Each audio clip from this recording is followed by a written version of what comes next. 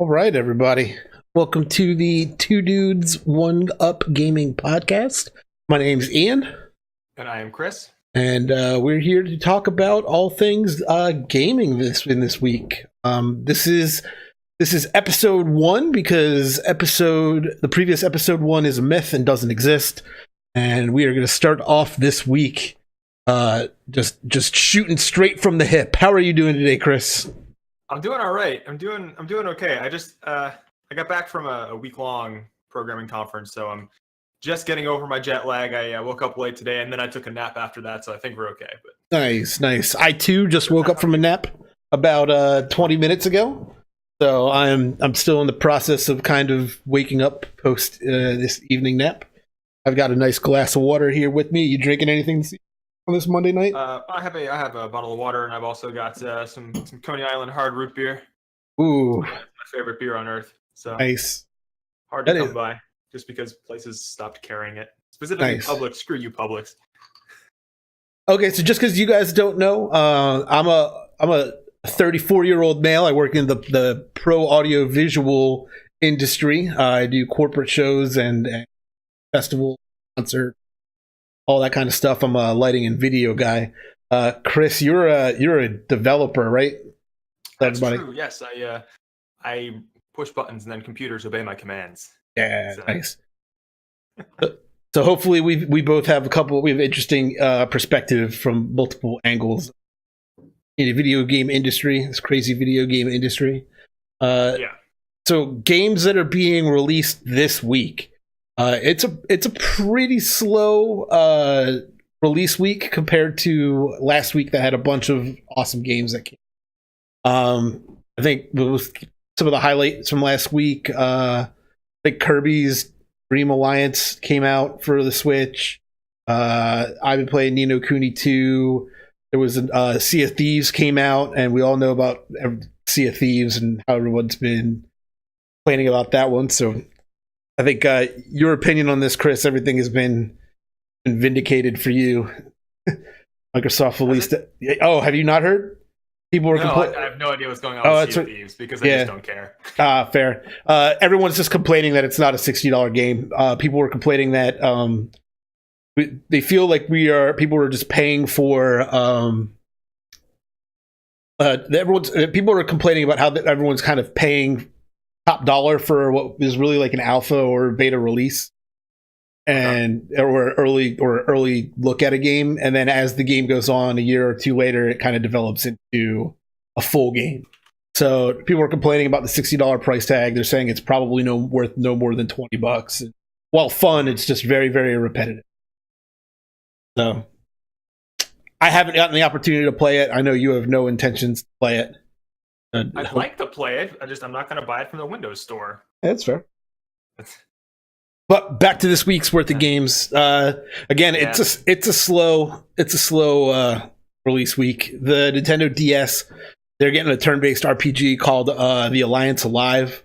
There's been trailers for this out there for the last 2 years. Haven't really been able to figure out what it's about. But hopefully it turns out to be okay. Any kind of turn-based RPG for the DS. Yeah. Did you play Fire Emblem? Here's the deal. I've not touched any of the Fire Emblem games, but I do know how popular they are. Okay. Can't play everything. Yeah, true. Also coming out, RPGs related, The Witch and the Hundred Knight 2 for the PS4. It's another RPG. It's a sequel to, obviously, The Witch and the Hundred Knight, which was pretty successful. So we'll see how this one does. Pretty much all the trailers I found have been in Japanese. So it's more of a market for them than it is. Fair enough. Outlast 2 is hitting the Switch. Injustice 2 Legendary Edition is going to be released for PS4 and Xbox One, so that's got pretty much all the deal there, ready to go. PlayStation 4 is getting MLB The Show 18. It's already available if you pre-ordered it. It was released on the 23rd if you pre-ordered it, but it will be released to the public tomorrow. I think it's like a 2 p.m. server, so you can preload it now, and then 2 p.m. tomorrow you should be able to. I've always been so interested in publishing studios that do that, because from a developer standpoint, the moment your software is in the hands of people who paid for it, it's released, it's out. Like that had better be a quality product, because at that point you're done. Like everything from there is patches, right? Everything from there is just upkeep and maintenance. Like early access games are a situation like this, but I mean specifically to MLB like this, if it's available on the 23rd, if you had pre-ordered, the 23rd is the actual release date. Like Yeah, it's just like exclusive access in air quotes, right? Because I mean that's the release date. It's out. it's done. Yeah, the game's done. That hasn't changed. It's not going to change in those 4 days. And MLB The Show is pretty similar to like Madden. Like every year, they don't do a lot of tweaking, so it's been pretty much a completed game for the last 4 years, 5 years. I think I used to play. I was playing like MLB The Show 13. I think it was like the last one I played. I don't think it's changed too. Okay. So, it's a great game. You can buy it every couple of years, and you want a baseball game. So I recommend it. But the big release this week is going to be Far Cry 5. Everyone knows initial reviews are not very good. Really? Yeah, I will kind of discuss this later with how we kind of look at game ratings, but I believe Metacritic is giving it a 6 out of 10 right now. But that's really they give high ratings to pretty much everything. So they do. I mean, Final Fantasy X too is like a 90 something on Metacritic. Yeah, I don't trust them at all. No, but in case you haven't seen, I got about a 2-minute trailer here. It looks like a gorgeous game. So hopefully I'll get time to play it this week. Figure it out. But here's the trailer for you guys if you.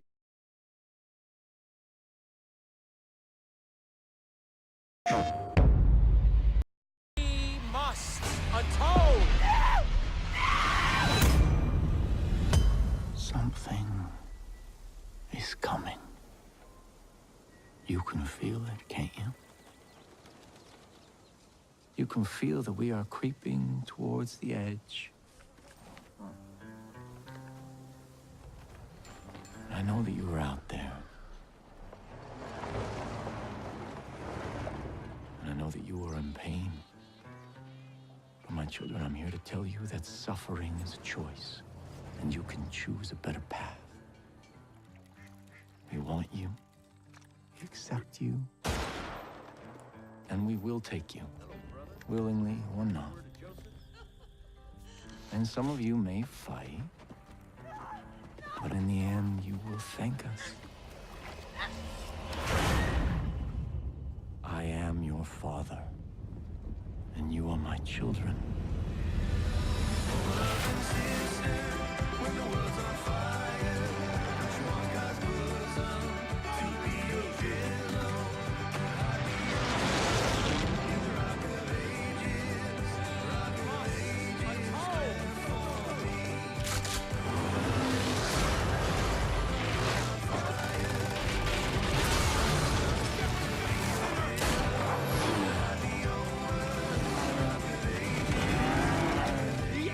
Upon us.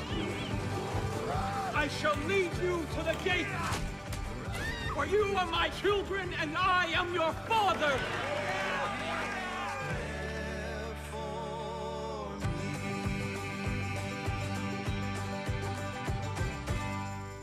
PlayStation, the best place to play. All right, so that's the trailer for that. So I kind of like the idea of it being in America for once. I think that's a pretty interesting idea, and I'm kind of stoked they brought it here. They usually do. Far Cry usually has pretty good character design. They have at least the main bad guy is usually pretty interesting. So I'm curious to see why it had a low rating. People are not. I'll have to look into that. So the trailer is very pretty. And I am happy to say I was curious, and I looked on the Ubisoft website, and it does support SLI. So for those of you wondering whether or not your second video card is any good, yes, it actually supports SLI in full. So it will use the full memory on both cards, and it will utilize the processing capabilities of both as well. So it's nice to actually have a game come out that Yeah, that can Doesn't use. just ignore us hobbyists, right? Yeah. So I think that's pretty much it. Being released tomorrow, on Thursday the 29th. I'm pretty excited for this. Nintendo Switch is getting the original arcade version of Punch Out released on its e-store, which Oh, I didn't know it was the original one. I thought Yeah. it was like a new one. Cool. It's the original arcade one, which is why I was like, well, earlier this week, like this is why like I really want to talk about it, because I think that Punch Out has a very, very interesting history, and it's like it's so damn influential on where we are at today on gaming. I could easily say that Punch Out could be the original predecessor to games like Dark Souls, or how the original arcade game Punch Out is really like the first test run that they did for the 3DS. I don't know if you were aware of this, but Punch Out was actually an arcade game that was released in Japan in 1983 and then quickly released in America in 1984. Go for it. Sorry, I was just saying. Yeah, I remember it. Yeah, there was an arcade in a local mall, and I had it. It was it had two screens. There was like the one that like it was down below you. You could, like see like the what matched is and all that. Yeah, stuff. that was actually the monitor on Lots of top. stats. Yeah, that was the monitor on top, and the game was actually the monitor below. Oh, okay, my bad. Yeah, so the reason that this was a thing is that the original Donkey Kong arcade machine was so popular that Nintendo had a surplus of CRT monitors, and they needed to figure out a way to use them. So they were like, okay, we'll put, and they were used to the boxing matches, which would have that kind of info on display. So they're like, hey, why don't we, end up doing this? And it wasn't Little Mac at the time. It wasn't Little Mac as the character. It was like a bigger character. It was a wireframe, had green hair. And the reason I really say that this game was like the predecessor for things like Dark Souls is it was the first game ever. Actually, it's the first game that introduced a bunch of gameplay innovations, such as the over-the-shoulder perspective, the player stamina meter, the enemy stamina meter, recharging health, and all of the dodging mechanics. Like pretty much the main mechanic of this game was to watch and read and learn your enemy's moveset, dodge, turn around, and then strike. Which to me sounds exactly like what you're doing in Dark Souls. I mean, again, there's more in Dark Souls. It's more to it, but there's more to like it. A very basic level. But the fundamental core, this is the first game that was out there in 1983 that was kind of doing this. It was also a huge technological breakthrough as well. It was running 480p resolution, had awesome graphics in there, very colorful sprites. Everything was super, super detailed, and actually, it did so well that it's pretty much every year from 1984, 1985, they released another arcade game called Super Punch Out. So it was Punch Out and then Super Punch Out before Punch Out was even released for the NES. And it added a couple of more characters. All the characters were pretty much there from that you remember from the original Nintendo game. They got ported over from the arcade games. I believe the main boss in the first Punch Out game was Mr. Dream, and then the first boss in Super Punch Out was Super Macho Man. And then so yeah, I mean those are very, very classic characters. And actually, I don't know if you remember the character Soda Popinski in the Nintendo version. He was actually known as the fifth fight. Yeah, it was somewhere like in the middle, and he was like pink, and he was Russian. Because going straight red would have been really, really terrible back in the 80s. But he was also originally known as Vodka Drunkinski, and then when it got ported over to the Nintendo, they were like, "This needs be a little bit more family friendly. We're gonna call him Soda Popinski. We'll call it there." So in 1984, the original Punch Out arcade game was released. 1985, Super Punch Out was released in the arcade. Both of them the dual monitor setup.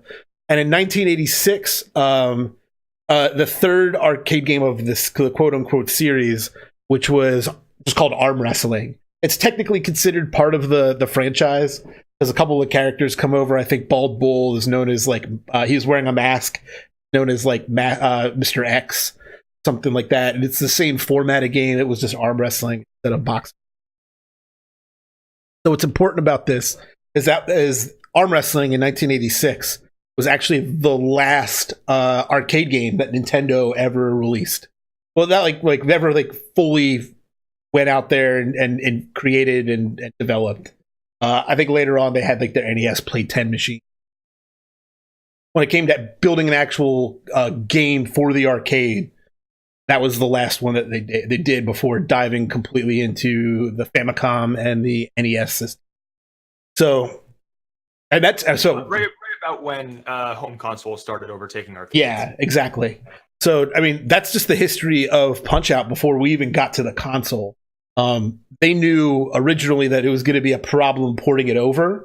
So they did a whole bunch of different changes because they knew the graphics weren't going to be able to be as good. You know, they're losing a monitor. So things that they did was they kind of reduced the textures of the sprites. They made Little Mac the character a lot smaller. They introduced they introduced a whole bunch of stuff like a little story with Doc, with what's his name, Doc Brown. Oh, it's not Doc Brown. Doc Brown's from That's Back to the Future. That's Back to the Future. But Doc, the trainer, it had a rough plot, some background music during the fights, a password system, some cutscenes. So they released that in 1987, and the way everything went down for this release is kind of funny too, because they released it for the Famicom in Japan first, and it was released as Punch-Out, and it was given away as trying to think of it. It was like a promotional item for a golf tournament in Japan, and it was released on a gold cartridge. So the Famicom system in Japan has the original version of it is a gold cartridge, just says Punch-Out.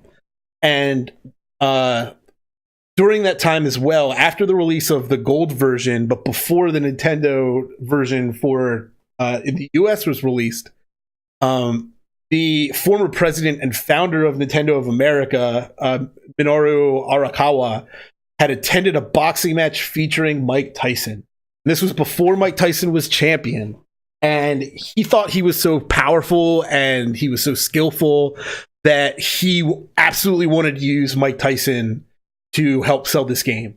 And I believe that the deal was that they could use his name and likeness for 3 years. And they paid Mike Tyson $50,000 total. That was it. Wow. Yeah. Jeez. Yeah. They got away clean on that one. They got away super, super clean.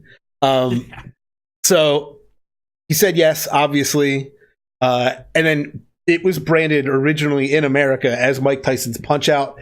They took the Mr. Dream character, they rebranded it as Mike Tyson, so you fought Mike Tyson at the end. And then after it was released, Tyson wins the World Boxing Championship and blows up, and then it becomes a household name. So he wasn't a household name before the game, and then immediately blew up. So, I mean, yeah, Nintendo got away with murder with that deal. Yeah. And super lucky on that too. I mean, geez. yeah.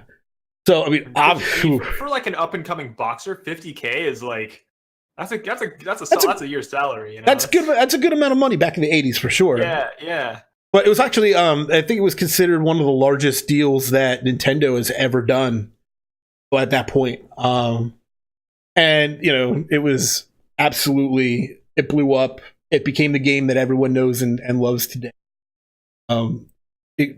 Punch-Out came out. So another thing that I think is hilarious is there's like 7 games in the series, and they're all called either Punch-Out or Super Punch-Out. There's no other varieties. So there was the arcade game Punch-Out, then the arcade game Super Punch-Out, then there was Mike Tyson's Punch-Out, which was rebranded later in 1990 as Punch-Out because they didn't renew the option for Mike Tyson because I think he had some kind of rape charge or something against him. So Nintendo wanted to get their hands clean. Then the Super Nintendo version came out, and then that was Super Punch-Out, so it's 4 games now. Then the Wii version came out, that was Punch-Out again. So it's just been back and forth with Punch-Out and Super. I guess the last thing I could bring up, the only other really fun fact that I know about it is that the Punch-Out for the Wii was the first game in the series to be rendered in full 3D and full motion video. It was also the first Punch-Out game to have a multiplayer option and motion-based control. That's just because pretty much how great the Wii was when it. Yeah, the Wii did a lot of weird things, but it did a lot of stuff right too. So Yeah, absolutely. So I mean, jeez. yeah, that's the Tomulus history of Punch-Out and how Yeah, you're not kidding. how important it is. Over here, raise the smackdown of knowledge. Yeah, I did a little bit of research on it because I was like, man, like the game is so popular. Like I wanted to know what the history was, and then once I started diving into it, I was like, this is too ridiculous to not talk about at all. Yeah. So I mean, those are the game releases for this week. So if you have a Switch and you want to play a piece of history, highly recommend Punch Out. So I don't know how they're going to do it with the dual display on the Switch. They may do side by side, like split the screen, because it's 4:3, which is an aspect ratio for your screens, and the Switch is a 16:9, so they could split that on the middle and make it kind of fit. Or they might do a horizontal split and make the info top bottom. So I mean, I'm going to pick it up. I'm probably going to buy it unless it's over $10. If it's $10, I'll buy it. If it's under 10, I'll wait for a sale. But it's definitely, I highly recommend it. Okay. Well, on that note, is there anything that you've been playing? Going to be playing. Yeah.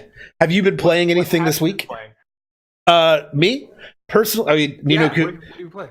Ni no Kuni 2, The Revenant Kingdom, that dropped on Thursday or Friday of last week, and I played a boatload of that. I think I'm at 24 hours logged on that at this juncture in time. It's pretty much if I've been awake. I slept a lot this weekend, but pretty much as if I've been awake, I've been playing. It's getting pretty good reviews, so I'm stoked. I think last time I checked, it was like a 9 out of 10 on GameSpot. It was getting like a 85 plus on Metacritic. I'm pretty stoked about it. You know, so if you haven't played the original, don't have to. I highly recommend the new one. Watch some reviews online, and then we started playing. What was it? A Way Out the other night. Yeah, we were playing A Way Out last night. Which Good. I think you and I were both impressed on that one. Yeah, surprisingly very good. Like I didn't know really anything about it going in.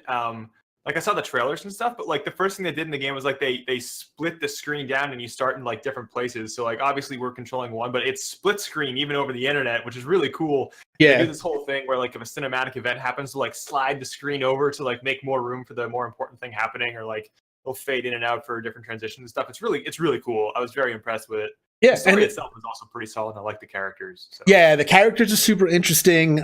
They really do focus on working together. I think you and I were having, no spoilers, but there was a point where you and I were having a little bit of trouble, like making things work, to the point that we were like we were talking out loud, like timing each other, just being like, okay, on 3 we go, and then we go every time after that. So we were just like go, trying to match our movements together across. We made it. We made it, but it was work. It was work. So It was, I mean, it was good. yeah. So I mean, that's what I've been playing this week. I know you've been out on that conference. Have you had the opportunity to really play anything? Yeah. So I was gonna bring my Switch, and I was like, nah. Like the last second, I was like, I'm not gonna bring my Switch, right? So I tossed my 3DS in my bag, and it had Monster Hunter in it, and I tossed my my laptop in my bag, and that was it. I brought my laptop and my 3DS, and so I've been on my laptop. I was playing a game that's from like 2001. One of my favorite games. It's called Uplink Hacker Elite. Oh my gosh, it's so good, man. Uplink Hacker Elite of excellence. Uplink Hacker Elite. Yeah, nice. Yeah, it's really good. You can just find it on Steam, or I recommend GOG instead for Uplink. But yeah, so that's been a lot of fun. It's a hacking simulator. It's just okay. It's right up my alley. Yeah. And then on my 3DS, I played like one mission in Monster Hunter, and then I played Link's Awakening the entire rest of the time. I was just like, okay. I mean, that's a classic. 11 hours on a plane, and I was just like, all right, let's go wake up the windfish. There we go. Is there anything? I got through I think 6 dungeons or something. Nice. Is there anything that you're excited for coming out this week, or anything that you know about down the line that you're getting stoked about? Oh man, down the line. Well, okay, I'll say this: Stardew Valley's multiplayer is in its QA phase right now, which is the last thing that happens before it goes into public beta. So I'm waiting for that. And then I know in like this is a little bit away, but in May 25th, I think Dark Souls Remastered comes out. I need to take a week off of work, man. Nice. Yeah, I wonder how that's going to port to the Switch. That'll be interesting to see. Yeah, it has the same buttons overall that an Xbox controller or PlayStation controller does, so I don't think it'll be much of an issue. I mean, especially if you're playing it with a Pro controller, you shouldn't have a problem. I mean, it's not like it's, I don't know, depending on how crazy they go with the remaster, like the Switch should be able to handle it. I mean, it came out in 2011. Yeah. I think it'll be fine. Yeah. Trying to think of other interesting news. Is there anything that you want to bring up before I start this new esports arena? It's not gaming related, but apparently Facebook lost like or something when everybody left. Yeah, it was like 100 finally, right? 100 million or something like that. I haven't had an active Facebook account since like 2012 or something, but I mean, like, people needed to leave Facebook. I'm glad an impetus finally happened to get people to leave, because I mean, your personal security on the internet is extremely important. Yeah. Facebook is like the best way to lose that. So, but yeah, not really anything. Like I said, I've been on a programming conference all week. Like I was listening to talks that weren't extremely helpful and some talks that were like moderately interesting.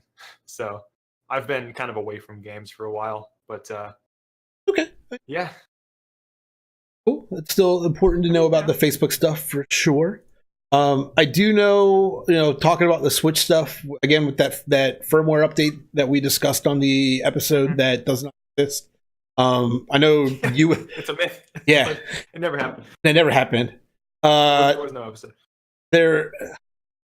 I know their wireless USB headsets are now supported for the Switch, but it's a very limited release.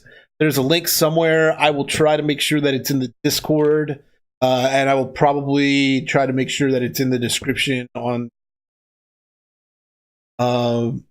whenever we get the YouTube up, which should be in a couple of days. I think we're trying for Wednesday. So, other than that, the only other thing that I kind of really wanted to talk about before going into this whole ratings thing is Las Vegas finally got its sports arena. It's been 2 years in the making. It is located in the Luxor, which is a giant pyramid. I have some pictures here.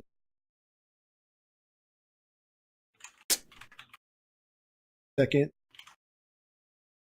Oh, don't that nice. Sorry, Chris. What? Huh? Yeah. I need a million. Yeah. Oh, I see him. Oh, yep. The reverse. Ooh. Yeah. Ooh. It's a mirror. Yeah, I need a third monitor to make this work a little bit better. But oh man, you should hang out at my place. I have 4 monitors. I got all the screen real estate over here, and I sometimes wish I had more. Again, beautiful. All right, that slideshow should run on loop by itself. Did I get go? So this is a new 30,000 square foot esports arena. It's located in the old LAX nightclub space. They spent roughly $9 million renovating the space over to make it an esports gaming facility. It took about 2 years to design. It's 2 stories tall, has 2 bars, and the bars have classic video games consoles installed into them, so you can drink and play games at the same time. Yeah, it's also got a quick casual food menu that was created by celebrity chef Jose Andres, who I'm familiar with because he had a really successful restaurant in Philadelphia for a while, but he's been around forever. I did manage to find a menu as I scoured the internet for info today.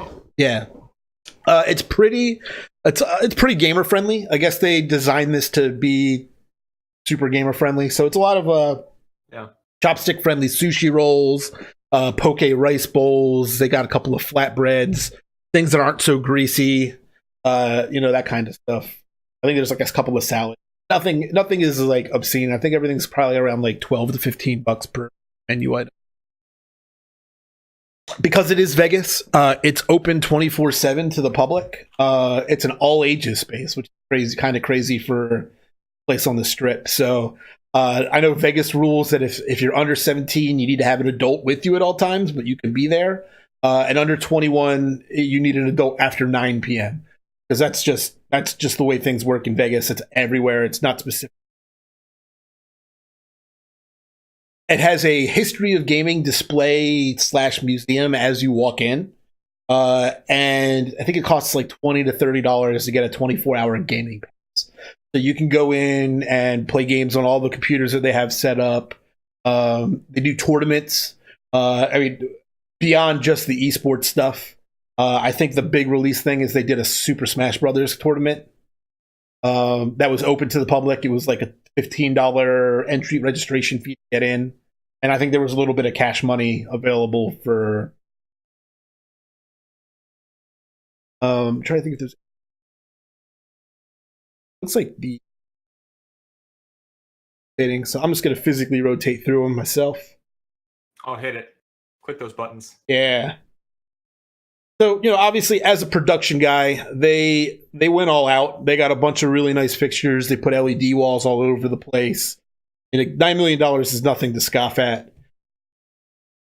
Truss towers over here with some lights on it. They look pretty classy. They uplight them good. Nice. Yeah, they have, just a full-on arcade available as well. Side, entry, all the classic consoles. That's legit too, man. Yeah, all the classic consoles arcade, over there. So I miss the hell out of arcades. I'm glad that barcades are becoming a thing, but yeah. I really just wish there were just arcades would just work again. That they didn't have to be a side business, for like nostalgia's sake. But I mean it's tough. That's the way it is, Consoles came in and took it all over, Now I know I've worked some events at the Orlando Convention Center that have been theme park related in the sense of like what's new for arcade games. Like Sega has a massive display. All sorts of stuff, and like the theme park owners from around the country all come by and they take a look at what all the new stuff. There's.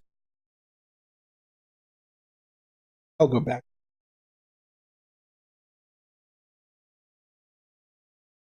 But yeah. So the concept of the arcade is still super popular in Japan, but just it's lost value here in the U.S. kind of just because of the way that gaming has PC gaming and. But there's always new arcade games being, designed and released. And a lot of it upcoming is going to be VR and AR enhanced. Yeah, I think AR is going to be a lot easier to do than VR. Oh, absolutely. VR is cool, but it's too expensive and it's still too clunky to be like an everyday driver for games. Like if I want to sit down and play a game, I'm not putting on a headset that, it's just not doing it, Yeah. But like, if it was like Google Glass or whatever, like if I could get a hookup to like stick onto the side of my glasses, that would like look at my eye and like put stuff on there, like, that would be nifty, right? That would be super cool. Eye, but like put, broadcast it to the glasses. That'd be coll. I'd play a game like that. Yeah, that'd be super, super cool. If Pokemon Go or whatever, when it first came out, had the like that was very AR, right? But like if they had a hookup or something like that for your glasses or whatever that you could like. Yeah, for Google, like Google Glass or something. And be like, oh, a Bulbasaur, right? And you could just like throw it, just hold something. Hold your phone out, make the movement or something. Yeah, that would be super. Yeah, like that would have been legit. Like that's the way you sell that's the way you sell AR. Yeah. Google Glass was not how you sell AR. But, yeah. Oh, the other thing about this esports arena is that it is a fully licensed and ready to go esports arena. So it has a full production studio. They will be hosting events there. You will see more and more of it as time goes by. So I'll be interested to see. I know they're working on doing some kind of Fortnite 100-man thing. I don't know if there's really much more information than that, but they're going to try to get the best Fortnite players across the country all in one spot at one time. Do a massive solo battle royale. Yeah, so that'll be interesting. I mean, just the logistics of that scene. But that's what Vegas does. So if there's anything Vegas knows how to do, that kind of stuff. Yeah, it's a big organization and putting on a spectacle. That's their thing. So I mean, that's pretty much about much all of my notes for everything I kind of wanted to talk about this week. Man, that's a lot of stuff, though. Yeah, it was a lot. Like cool, interesting stuff. Well, I'll try to find the stuff that interests me throughout the week and try to put it together in a format that I can present to you and everybody out there on Twitch and YouTube. Hopefully people, if there's things that you want me to talk about, or if there's things that people want me to talk about in streams, just send us an email or send me an email. I think my email is ian@2.com. So just shoot me an email and let me know what you guys want to know about. I'll be more than glad to do the research and drop some knowledge on those topics. But I guess the bulk of it. Before we part, one thing I did want to bring up was you mentioned earlier that Far Cry was getting kind of not so great reviews, and I don't know if, as we touched on it real hard, but I really don't think the way that we talk about whether a game is good or not does justice to whether a game is actually enjoyable or not, right? Like, there's no 1 to 10 enjoyableness stat, right? Because what does enjoyableness mean? Like, I enjoy methodical, thoughtful stuff. Some people enjoy just getting in there and shooting things, right? Like, I don't really care much about graphics, but some people it has to be the most beautiful game that exists. I remember my dad, he loved Avatar when it came out because it was just the coolest graphics everywhere, right? But I hated that movie. I thought it was stupid and had no plot and it was dumb, right? But my dad loved it. It was the prettiest thing, right? And so he really enjoyed it, where I just didn't, right? And a 1 to 10 system cannot figure that out, right? It can't accommodate what people enjoy.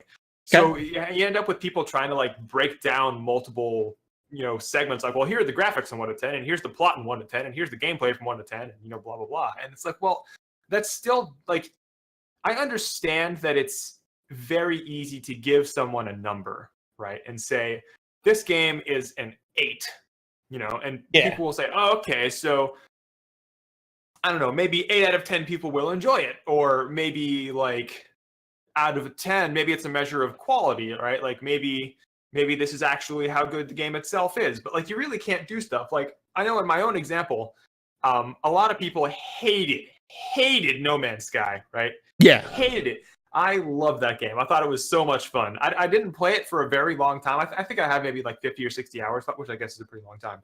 But I love that game. I thought it was very fun. Just the exploration and the generation of the content and stuff. And you could go to planets and find space stations and talk to aliens. I thought it was cool, right? I thought it was nifty. It was very enjoyable to me. But a lot of people just hated it. They were like, oh, there's no multiplayer. And the developer lied to us. You've never been lied to by anyone before, right? Yeah. People just still not go wrong. buy Mass Effect 3, even though it didn't have a third of the plot, right? But I don't know. I think just what I'm getting at with this is how difficult it is to rate a game on when you have to give it a static number. I value word of mouth opinions so much more than I value any number. I mean, it's been years since I've gone and looked at an actual number for what a game is supposed to be this good. I think the closest thing I'll even look at anymore is I'll just quickly hover over on Steam and see the percentage of people that like the game, and that'll just tell me whether or not I feel like I should go look at it on Twitch, right? Yeah. So how do you feel about how Metacritic does it, where they take an average of the user review, and they do it out of a scale out of 100.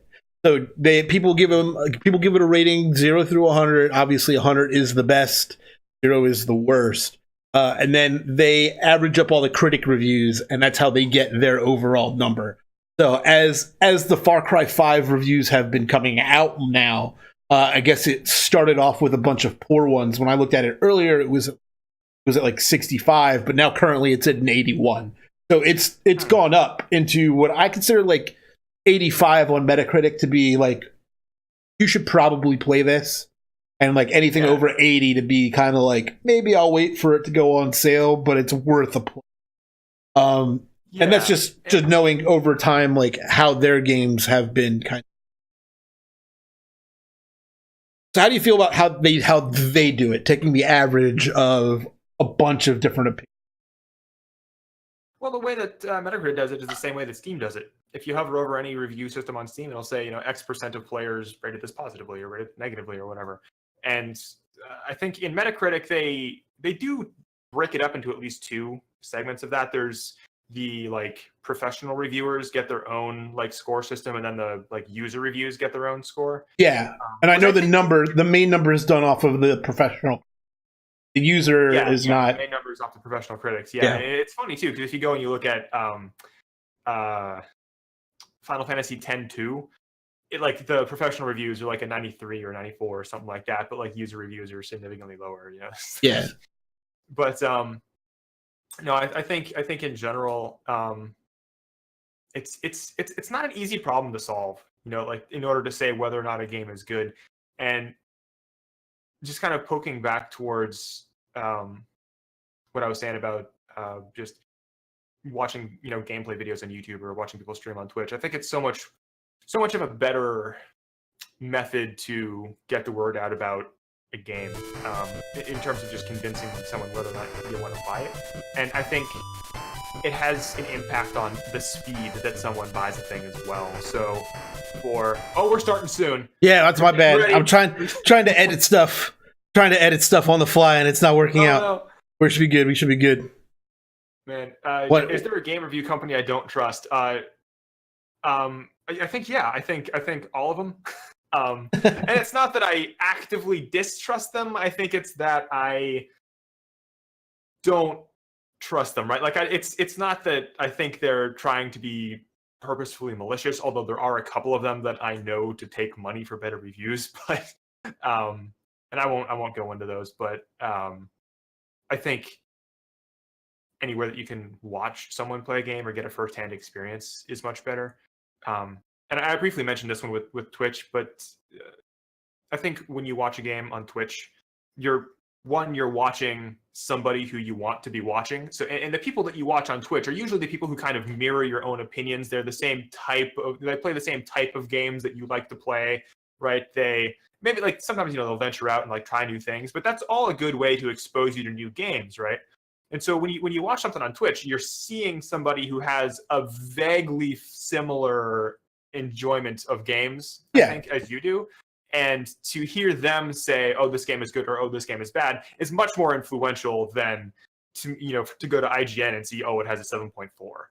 It doesn't help very much in terms of a number, but with watching somebody do it and seeing them smile or laugh or just watching their reactions to it, you get much more out of it, I think. And I think when you watch somebody play a thing on Twitch, I mentioned that it speeds up your decision process on whether or not you want to buy a thing, because you can see somebody actively enjoying it, and you can get chat who's all like, "This game is great, I love this game, I want to buy this game," and so you get caught up in the hype and you'll just go buy the game. That's happened to me. I've done that a couple times, and I've had good experiences 9 out of 10 times with that. But 9 out of 10 must enjoy review. Yeah. But the thing that's kind of just my thoughts on it, man.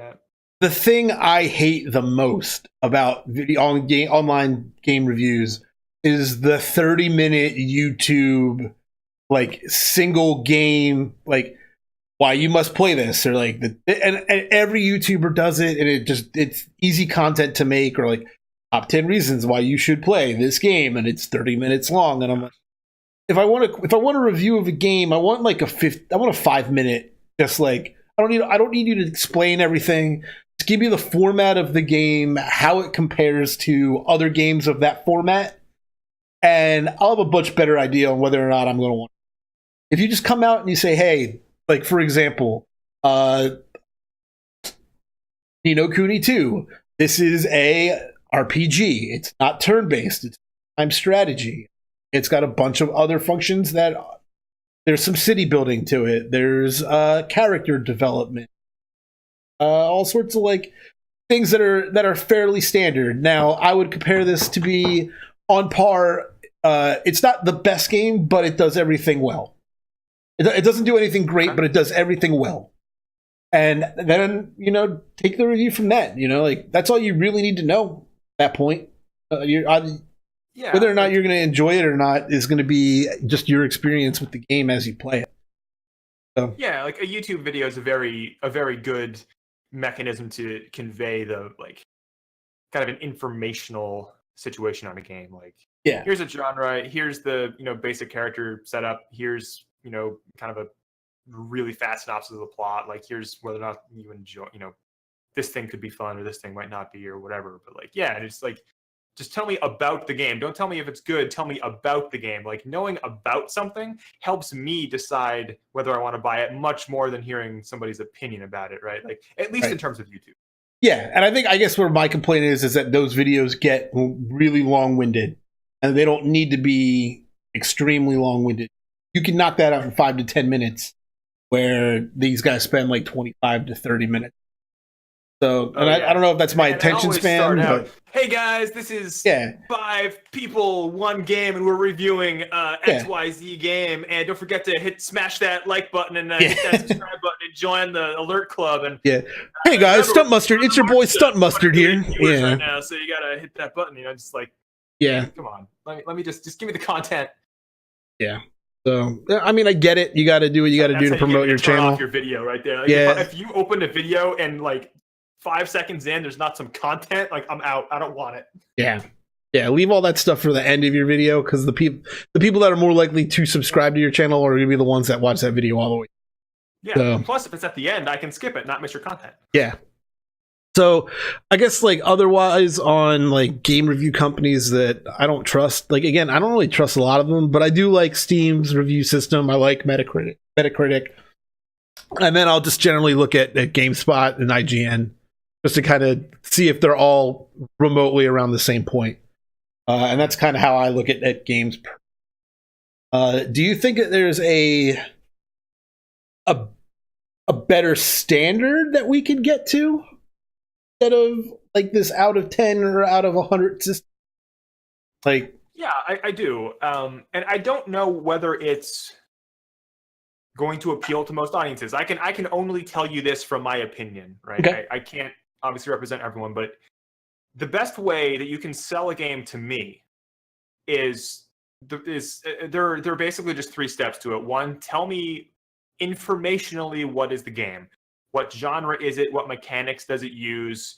I want to know technical things, like, does it support SLI? I want to know if a controller is supported. I want to know if it's multiplayer, if it's co-op, if it's single player only. I want to know, informational things. Like, I want to know the Wikipedia information. Like, I want to know the Wikipedia sidebar information about your game is step 1. And then 2 and 3 are just tell me things that you enjoyed and tell me things that you didn't like. I don't want a number. I just want you to like give me a quick like 5 or 10 seconds example of a thing and like, say this was really fun for me or this wasn't fun for me. Like, here, like, I got stuck on walking on a rock. Like, I'll be like, oh, okay.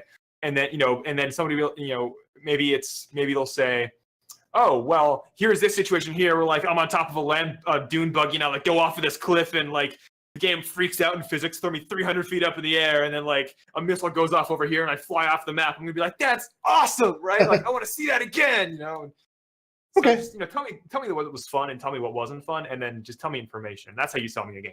Like, so do you think reviews should just kind of go to like the top 3 pros, the top 3 cons each game? I don't think we even need to limit it to a number.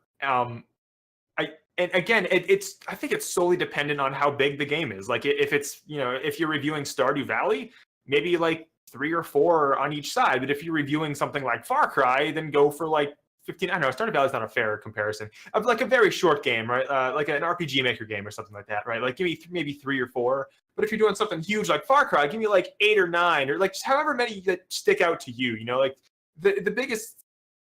If you're not being authentic, or if you're just trying to come up with content, like, I'm gonna be able to see that. Right. Just tell me what you know, and then if it's short, that's okay. Like, a game doesn't have to be huge to be great fun. Right. No, absolutely. Some of the best games are some of the indie games. The indie game explosion that came out. Like, look at a game like Super Meat Boy. It's just platforming. Yeah. It's real basic, but just a lot of fun. Yeah, or I like to die a lot. Yeah, or like I Want to Be the Boshi. Or Undertale, like that. These games they're not super in depth, but they're just they do what they do, and they do it well. And you can move on from that. That's fair. Yeah. Whew. Else. I think we've covered it all. I think we did everything. Yeah, I mean, I'm sure We did all of the things. I could just do a quick look here real quick and see what I could find. Yeah. Hit it.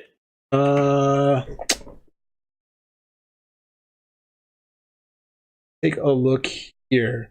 Oh, that was another thing. PUBG. PUBG is getting a new map. It is getting released soon. Where most of the PUBG maps, the 2 PUBG maps now, are considered an 8-kilometer by 8-kilometer size. This new map, they're huge. This new map is going to be 4 kilometers by 4 kilometers, so it'll be a quarter of the size. So faster game, yeah. It should be a huge update. I think a lot of people are going to look up. That sounds very much like Bluehole's attempt to try to be competitive with Fortnite. Because Fortnite BR games are like, they're super quick. You can be in and out of a game in like 15 minutes. You know, like even if you win, it can be like 15 minutes.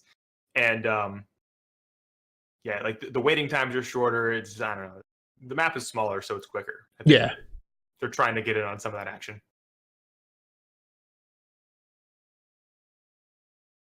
So, just my thoughts on that one. Yeah. I'm looking up at this deal that talking about, this whole concept of PUBG and Fortnite and all that stuff. The Drake thing where they had the Ninja played with Drake and a couple other rappers, and it had up to 630,000 concurrent viewers on Twitch. Yeah, that record was smashed last night. Really? Again? Yeah. One Fortnite YouTube live stream hosted 1.1 million people. Yeah, it was a Spanish language stream. Extravaganza featured a number of popular YouTubers who stream battles from their respective channels. The organizer, El Rubius, whose own channel boasts 28 million subs, welcomed 1.1 viewers. It was a conglomeration of YouTubers who combined to do this thing, and not just like... Yes, it was all hosted on El Rubius's channel, who has 28 million subs. Let's just talk about that for a second. The YouTube gaming the YouTube streaming, I had no idea that there are people out there that have 28 million subscribers. I don't know if that's because it's free, and that you can just hit the subscribe button on everybody you like. I'm not too familiar with the YouTube streaming platform, but that's an insane number of subscribers. I guess big, yeah. I guess I think you also have to fight, like, Twitch is a niche audience. Like, we feel like we're everywhere, but like we're pretty tiny, right? Like, YouTube is everywhere. Like, I don't think I could find a person on earth who hadn't heard the word YouTube, right? Right. Oh yeah, for sure. So I mean, I think in terms of scale, it's just bigger.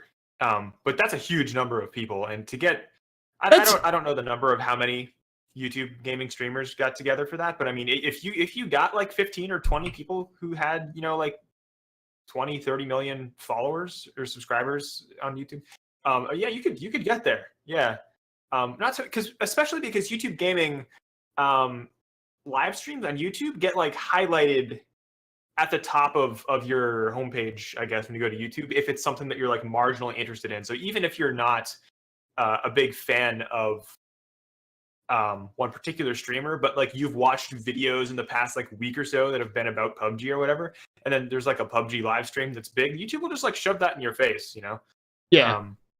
So I mean, I think they're also better about advertising things to you that are very specific to you, where in Twitch you need to go find the thing that you like. On YouTube, because it's Google and they mine all of your data, they will just tell you should like this, and you'll probably actually like it, which is horrifying, but at the same time, very good about getting you things that you like. So the fact that they were able to pull that off isn't...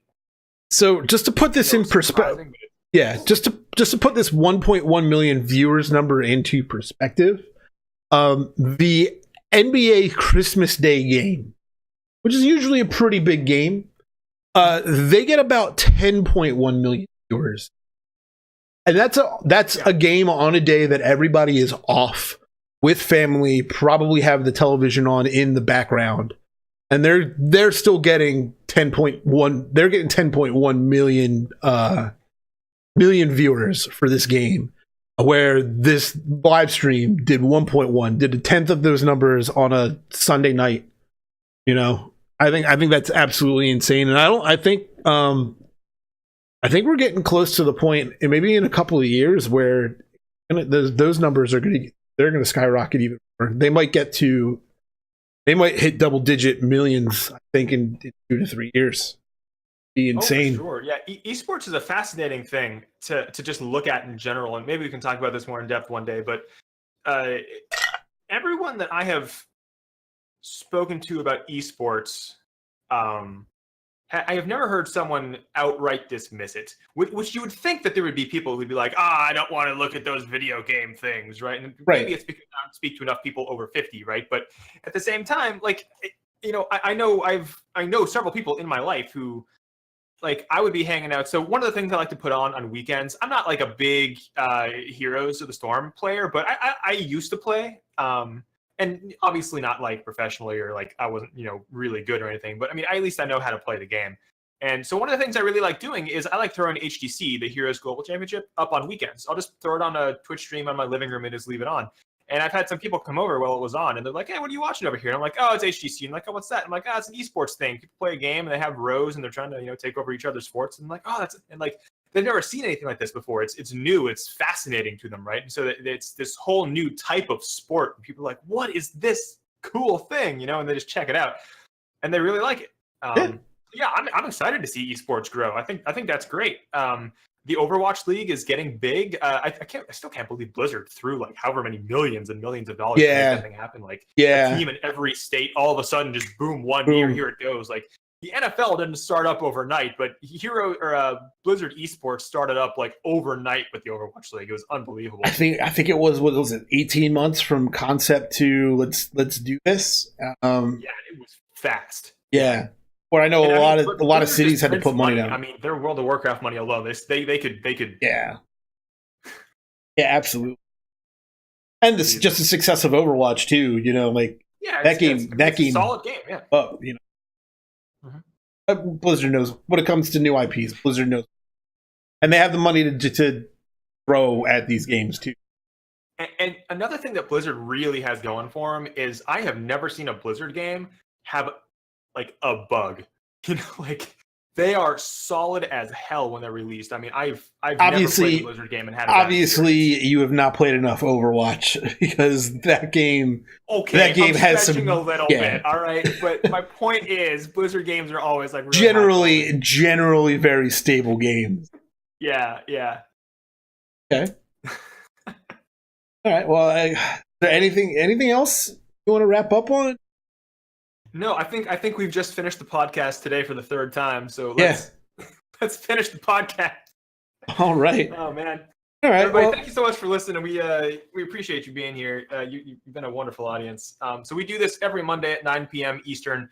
Usually goes anywhere from like 40 minutes to an hour. Probably like an hour.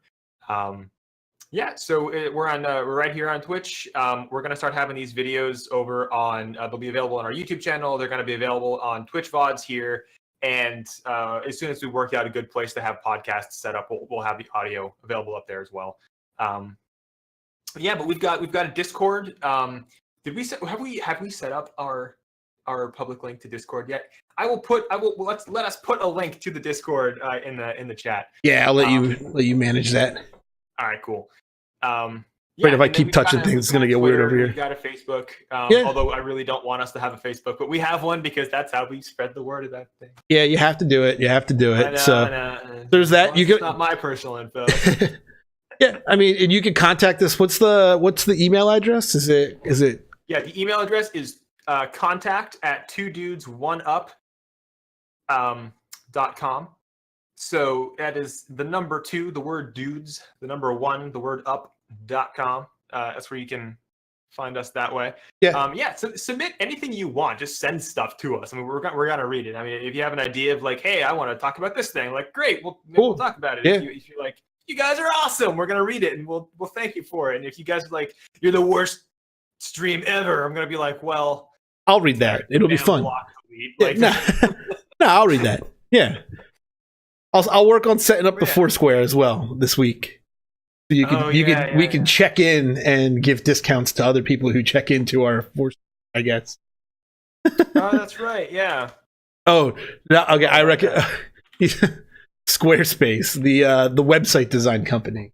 Okay. Yeah, I mean, we'll we're gonna work on the website here as we go. Chris, I think, has a pretty good handle on that.